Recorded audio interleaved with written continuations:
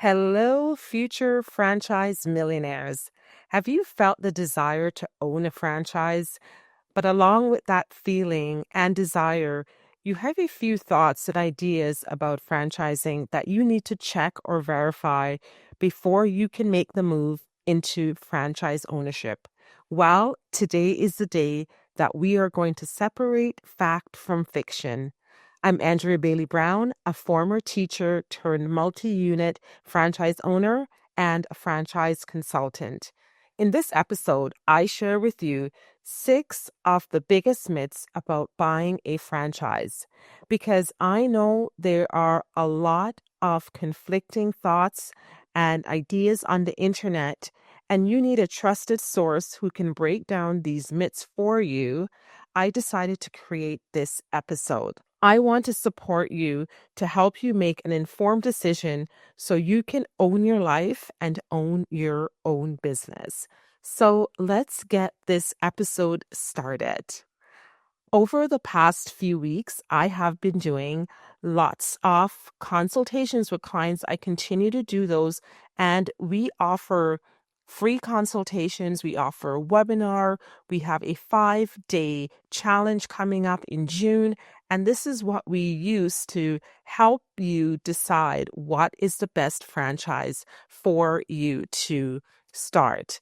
And as I continue to speak with many people, whether I'm a speaker at an event or I'm doing consultations, I often hear a few of these myths that come up over and over again.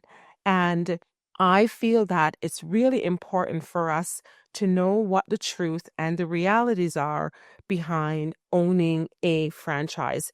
So, the purpose of this episode is really to debunk some of the myths that I've been hearing out there on the internet streets and also in real life when I meet and have interactions with different people.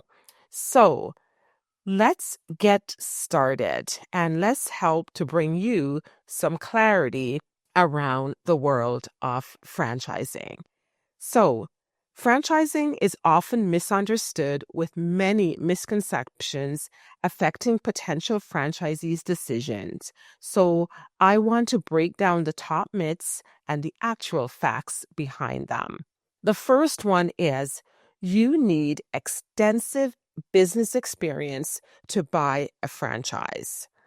And that's one of the biggest myths that I hear from people around the experience part when you are looking into a franchise business. Now, most franchisors provide comprehensive training programs specifically designed to help people with prior industry experience. They're investing in your success and want to ensure that you can operate their system effectively. And what's more important than experience is following their proven system, having adequate capital, and possessing strong work ethic and people skills. So I believe franchising is one of those unique business model where you don't necessarily need to have the experience to be able to become a franchise owner. All right, let's move on to myth number 2. Myth number 2 refers specifically to the food business. And what I often hear is that only food businesses offer franchises.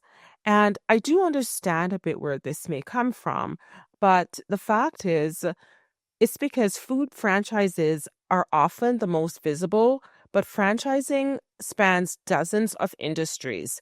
We have service-based franchises, including cleaning, senior care, business services, home services like roofing, carpet cleaning, flooring. So there's many different franchises in those sectors as well. Um, Another area that you'll see for franchises, the retail franchises, hospitality, automotive, education, childcare, health and fitness franchises, travel, and here at our agency, we represent franchises in about 40 different industries. So, food is just one of those industries. And that, I think, is part of what we do here at Bailey Brown, the franchise agency, is to educate you on what other industries exist, and so that we can debunk some of the common myths that we hear from time to time. Now, let's move on to myth number 3. Oh, before I move on to that, I must say something quickly here. I do understand why people feel that most franchises are only in food, and it's because of the visibility factor. When you look at McDonald's and A&W and Popeyes and KFC, all of those brands, and you see them when you're driving around, when you're hungry. And bricks and mortar brands, yes, will have more visibility. And the real estate for some of those brands can be very expensive. So they need really big real estate to help their franchisees in order for them to succeed. So that's what I want to say before I move on to the next myth. So, the third myth that I want to debunk for you is the one that franchises are too expensive for the average entrepreneur. And what does expensive mean, right? For some people, something that's $1,000 is not expensive. And so for some people, $100 is too expensive. So let's really talk about this myth, and I'm here to debunk it for you. So, the first thing is that franchise investments span a wide range. While some require millions, many are available for under 100,000. Home-based and mobile franchises often have lower startup costs. Additionally, franchisors, they frequently have relationships with lenders who specialize in franchise financing, and some even offer in-house financing options to offset the price. So, making sure that you caught some of the key things here.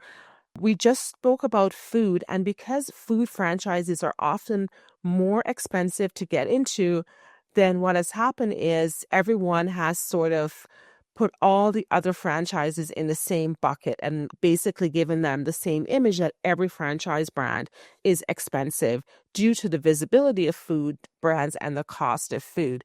But in our inventory, in our portfolio, we have many franchises that are under 100,000, many that are under $200,000, $150,000. So I would say before you make a final decision on that, I would speak to someone in the franchising world to find out what your budget is, what you can afford in terms of affordability, how much investment you currently have, and then we are able to find you a business to match the amount of investment that you have. So if you sweep everyone with the same broom or the same brush stroke, some saying like that, you are going to count yourself out of the world of franchising and count yourself out of the world of franchise ownership. Now, I hope that you can rethink the money piece, because I know a lot of people have money blocks and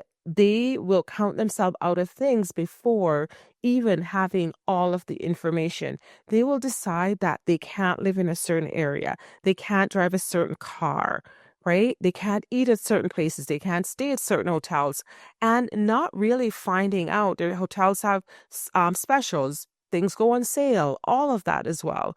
So, if you are interested in a franchise, we are here to support you with that. Okay, so let's move on from that and let's talk about another myth. One of the myths that people have around franchising is that you can't negotiate anything in the franchise agreement. You have no input at all. And not so true. So listen up carefully, because I have to make sure that the legal team um, is not going to say, well, what are you saying? But here we go. So while the core elements are typically non-negotiable, other aspects may have some flexibility. So what are those aspects? You can negotiate territory size. I have had clients actually who have done that. The regular territory is a certain amount in size or in population, and they've been able to negotiate that in their franchise agreement. They've also been able to negotiate the development schedules. So let's say the franchisor typically require you to start your business within 6 months after buying or operating. You can actually start after a year if the franchisor is expanding into new areas, if you have mitigating circumstances that where you will need extra time to negotiate and to get your business open. Fee structures. Definitely, I have seen negotiation on fee structures, how you pay, when do you start to pay. If you are also starting off your business and you need extra time to be able to make those payments or when to start, I've seen negotiations on those as well. And certain operational requirements might be negotiated depending on the franchise. Now, this is not a one size fit all. There are some brands that are extremely specific on how their brands are, what they want to have happen and how things are done. And there are others where they are more flexible, especially I see this with emerging brands that are up and coming and they are growing. And so there is room for more negotiations within emerging brands than I would say empire and legacy brands, where you may not have as much negotiation. Another area I see negotiation is with the franchise fee. There are some franchise brands that will offer some sort of discount on for veterans, for minority, for first responders. And again, this is not one size fit all, but many of the brands are able to do that. So established franchisors with hundreds of units are generally less flexible than I would say the emerging brands. So yes, there are some things that you can negotiate, and you need to know what those are before you go in and the franchisor just says this person wants too much or say no to you. So make sure you're working with a professional to help you with to find out which brands you can do that with. All right, the next one, number 5, in terms of the top franchising myth, is that franchisees have no creative input. And so I'm going to spend a little bit of time on this one. So while franchisees must follow a core system, many franchisors actively seek out franchisees' input, especially for innovation. So we have franchise advisory councils, franchise advisory boards are common, and many successful system-wide improvements originate from franchisees. And why is that? Purely because franchisees are the ones running the businesses. They're there day to day and they're meeting with customers. It's almost like having a focus group every single day. The people at the corporate offices and at the headquarters basically don't have access to the information that franchisees have.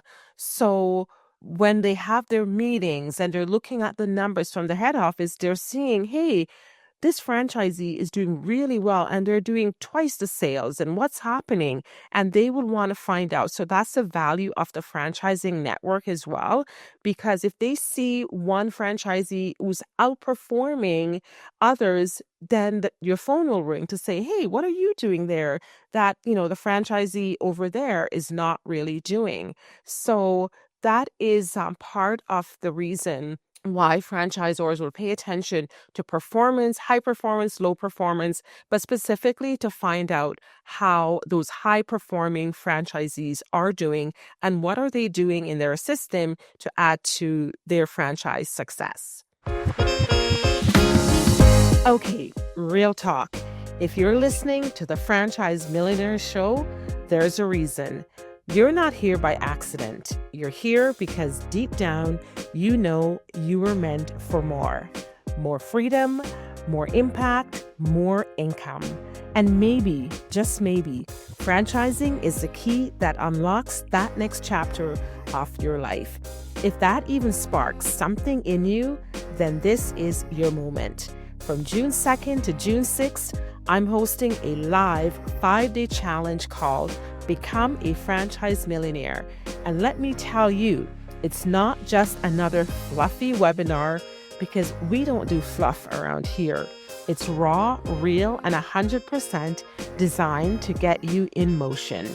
Whether you're just curious or seriously ready to walk away from your 9 to 5, I'm inviting you to spend 5 days with me and discover the exact steps to find the right franchise for you, claim your freedom, and start building millionaire momentum right now. This challenge is totally free, but spots are super limited. Head to bbfranchiseagency.com. The life you want is on the other side of this decision. Don't just listen to the show, live the life it's talking about.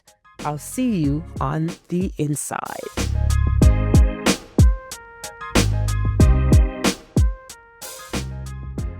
Now, couple stories in the franchising world where the franchisee's creative input have led to innovation would be with the McDonald's system. So, contrary to the misconceptions that franchisees are simply operators who must follow rigid corporate directives, many franchisee systems actively encourage and benefit from the creativity. So let me share more details about two famous examples where franchisees' innovation became iconic brand offering. So the first one we're going to start with is the Big Mac story. So the Big Mac, arguably McDonald's most famous sandwich, was invented in 1967 by a franchisee named Jim Deligati. And Jim Deligati operated several restaurants in the Pittsburgh area. And Deligati noticed that his customers were looking for a larger, more substantial, bigger burger option. So, despite initial resistance from corporate headquarters, which was concerned about menu complexity and operational efficiency and changing things up, Deligati, he persisted and he developed what was initially called the Big Mac, a double-decker hamburger with a special sauce, lettuce, cheese, pickles, and onions on a sesame seed bun. So, after testing it at his Uniontown, Pennsylvania location and seeing sales increase by more than 12%, Deligati convinced McDonald's to let him try it in more locations. The sandwich was so successful that McDonald's began rolling it out nationally in 1968. Ray Kroc, who we know as the founder of McDonald's, initially resisted the idea because why? It deviated from the simplified menu that he preferred. However, the Big Mac's overwhelming success couldn't be ignored. The sandwich became a cornerstone of McDonald's menu and a cultural icon mentioned in everything from economic indicators, the Big Mac Index, to popular songs. So that was one example of how franchisee innovation and input really helps a brand. So when people basically say that as a franchisee, you have no input, you have no creativity, you have to be like a robot, this is one example that we can point to where it's the franchisee who introduced that for them. So here's a second example for you. This has to do with Subway's $5 footlong campaign and the $5 footlong promotion, which helped Subway weather the 2008 recession and became one of the most successful fast food promotions ever, was similarly franchisee driven. So in 2004, Stuart Frankel, he's a Subway franchisee who was based in Miami, was struggling with slow weekend sales in his location. So what did he decide to do? He decided to try offering all footlong sandwiches for $5 on the weekends, normally priced between $6 to $9. So this simple promotion immediately boosted his weekend revenue by 200%. Imagine that, just a simple shift boosted revenue. So, of course, people at the head office would be paying attention if you're seeing all the other franchisees are performing averagely, but this franchisee is doing a lot better. So, what did Frankel do? He shared his results with other franchisees in South Florida, and the promotion spread regionally. Despite its obvious success, Subway's corporate leadership was initially skeptical about rolling it out nationally because they were concerned about profitability and sustainability. And so, after several years of regional success and with the economy heading into a recession in 2008, Subway finally launched a $5 footlong as a national promotion with its now famous $5 footlong jingle. During the first year alone, the promotion increased Subway's revenue by 25% and helped the chain surpass McDonald's in total number of locations worldwide. Can you believe that? Like, that's a mic drop. They surpassed McDonald's worldwide in terms of number of location. So, what began as a single franchisee solution to a local business challenge became a nationwide phenomena that reshaped Subway's brand positioning, reshaped their marketing strategies for years. So the promotion, this was how successful this promotion was. It was so successful that it forced competitors to create their own value offering, changing the entire quick service restaurant landscape. So these are just a couple of the examples as to how franchisees who interact directly with customers daily and understand market dynamics can be a valuable source for innovation. And that's the reason why franchise advisory councils are so important. Innovative committees where franchisees and corporate team members, they collaborate and work together. Test market programs where franchisees' ideas can be validated, and the annual conventions featuring idea sharing sessions and innovative awards happen and is part of the value of the franchisee system. So those are a few examples of franchisee driven ideas which led to success. Domino's Pizza Tracker, that was suggested by a franchisee as well, the KFC extra crispy recipe. So yes, your ideas are really valued in the franchising world and from the franchisees as well. All right. So I did spend a little bit of time on that one because that's one of the biggest fears that I see people have is that they are afraid of getting into a business where they'll feel as if they have no idea. And people are really fearful that they will lose a sense of themselves. They may have great ideas on certain things and no one will listen to them. They can't execute on it, but you're definitely still running a business and a company. So you're going to be having daily ideas and ideas with your employees and different things that you can do. So no, you're not a robot. It's not going to become a one size fit all.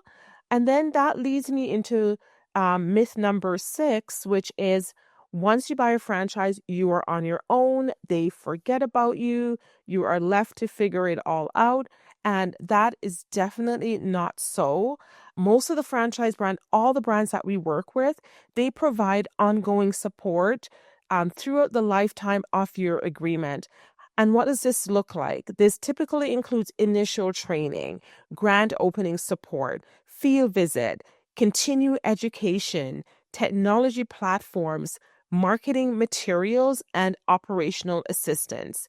The best franchisors view the relationship as a long-term partnership where both parties' success is definitely intertwined. Understanding these realities can help potential franchisees make informed decisions about whether franchising aligns with your entrepreneurial goals and your expectations as well. And finally, I am going to give a bonus because this one comes up whenever I'm out and about on the internet or in real life. And so it's that royalty fees are just unnecessary expense. It's like it's an unnecessary expense. And royalty fees are important because they fund ongoing support systems that benefit franchisees, including the continued training, research and development, the marketing assistance, operational support, and technology upgrades. So these fees help maintain and grow the brand's values, which directly impacts franchisees' locations and franchisees' performance. So, those are some of the top myths that I often hear about in the franchising world, which hold a lot of people back from starting their franchise journey. And when you don't have anyone to help you debunk the myths, then you are going to not make the decision or move ahead.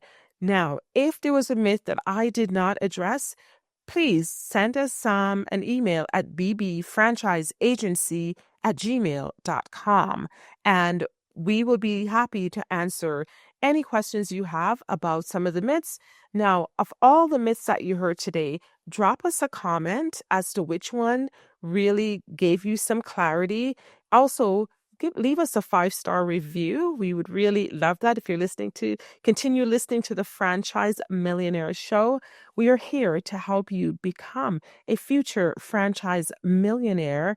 And we do that by getting rid of the cobwebs and the cobwebs of myths that's holding us back from making informed decision and speaking to the wrong person, people that don't understand the franchise industry, people who have never bought or owned or operated a franchise. So get your advice from the right trusted source. And that's us here at Bailey Brown, the franchise agency. And I cannot wait to see you in the Become a Franchise Millionaire 5-day challenge, which is happening on June the 2nd. We're going to start debunking all of these myths and even more and help you become a future franchise millionaire. Now, have a great day. Bye.